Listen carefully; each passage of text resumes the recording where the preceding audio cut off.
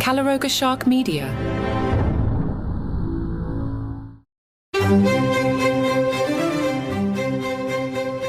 Hello and welcome to Palace Intrigue. I am your host, Mark Francis.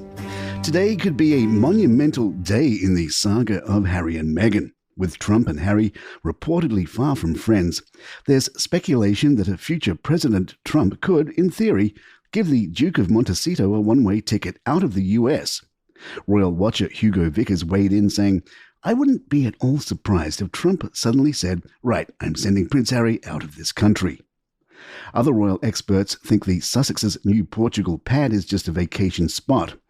Richard Fitzwilliams was quick to point out that Harry and Meghan probably aren't looking to replace their California home base anytime soon. Fitzwilliams also didn't hold back on calling Harry's drug use revelations in Spare extremely foolish. As for Trump actually making a scene by ejecting Harry, Fitzwilliams doubts it, saying it's unlikely he'd want to risk a public fiasco with the royal family. Possible former sex bomb Princess Anne was reportedly none too pleased after rumors circulated that she'd made some offhand remarks about Donald Trump. Vanity Fair's royal correspondent Katie Nicholl mentioned that the princess was genuinely unsettled by the chatter, especially when aides informed her she'd gone viral on Twitter. According to Nicholl, I don't think she was even aware of the fuss she caused when she was seen supposedly gossiping with world leaders about Trump. Once it reached her that social media was abuzz, Anne was said to be pretty upset, as she's usually meticulous about keeping things strictly diplomatic. Prince William has touched down in Cape Town, kicking off his 4-day visit centered on the Earthshot Prize Awards, with a packed schedule of climate-focused engagements. Arriving solo, William's trip is his first major tour since Kate's recent health diagnosis, adding a personal layer to his return to the African continent. In his opening day, the prince was all smiles as he met with South African actress Nomzamo Mbatha and took a group selfie with young climate activists against the stunning backdrop of Table Mountain. His visit began with the inaugural Earthshot Climate Leaders Youth Program, an initiative gathering 120 young environmentalists to learn leadership, storytelling, and networking as they tackle pressing environmental issues. Decked out in sustainable fashion, a nod to his commitment to the cause, William's Week is a showcase of eco-friendly choices, with his wardrobe featuring pieces from EcoAlf, a sustainable brand from Spain. He's clearly setting a theme for the week, which culminates in the Earthshot Prize Awards ceremony on Wednesday. This year's event is hosted at Greenpoint Shared Fields in an eco-dome and boasts a star-studded lineup including Billy Porter and performances from Gen Z icons like Heidi Klum and Robert Irwin. Reflecting on the significance of the event, William shared how Africa has been an anchor in his life, saying, "Africa has always held a special place in my heart as the founding inspiration behind the Earthshot Prize." This fourth annual event, broadcast across Africa and later on BBC iPlayer, aims to inspire a new generation of climate champions, a mission that's clearly close to William's heart. There is speculation that Kate has gotten more religious following her health scare, making her much more spiritual than the future head of the church.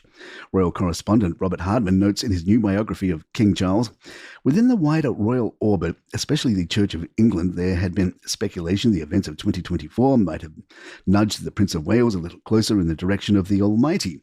However, Hardman writes that, according to a close source, no change of course there. Another insider adds, "He is a modern young man, and I think he gets embarrassed by certain aspects of ceremonial and religion." When William eventually ascends to the throne, the Mirror reports, he will fulfill his constitutional obligations to the Church of England, but his personal stance on religion is not expected to shift significantly. Hardman elaborates, "He will not, however, suddenly become a regular worshipper or feign an enthusiasm for something he does not feel personally, however bleak the situation." By contrast, Kate's health ordeal seems to have sparked a deepened interest in matters of faith. "I would say that things are much more hopeful there," remarked a family friend who regularly attends church. That new Channel 4 Dispatches documentary has raised eyebrows, with its investigation into the royal finances focusing on the secret millions reportedly linked to King Charles and Prince William's estates. Royal biographer Angela Levan, however, has hit back, calling the investigation a hatchet job. In an interview with GB News, Levan argued, "The fact that it's been open for them to see tells you nobody's trying to hide anything."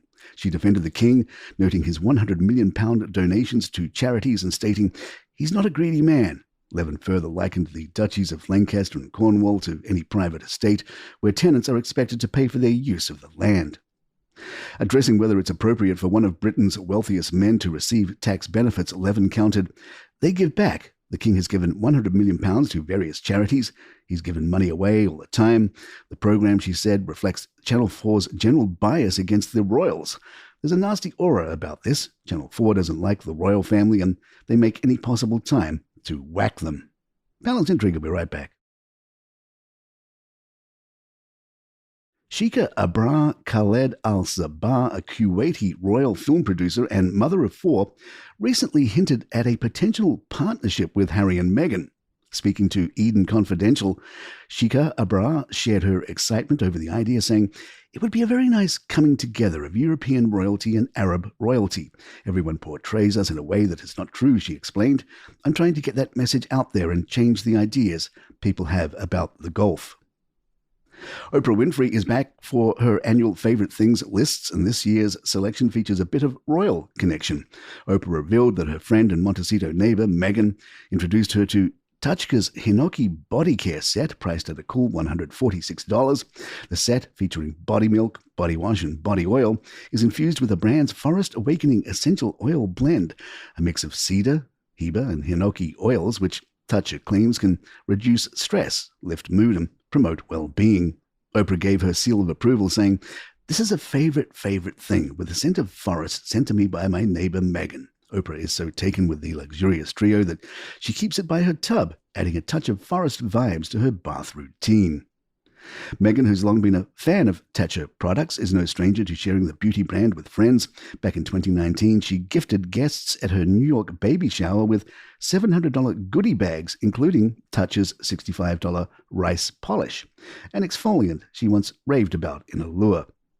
With Oprah's nod in this year's list, it seems the Montecito Neighbor Network has added a touch of luxury self-care to the holiday season. Remains to be seen how Oprah feels about Meghan's designer jam and dog biscuits. And there you have it. If you'd like to email us, our address is thepalaceintrigue@gmail.com. Please follow us on Spotify, Apple, or the app of your choice. And if you're looking for some feel-good stories, check out our sister program, 5 Good News Stories. It's all the stories in today's world just to make you feel good. That's 5 Good News Stories, wherever you get your podcasts, like right here. I'm Mark Francis. My thanks to John McDermott. This is Palace Intrigue, and good times.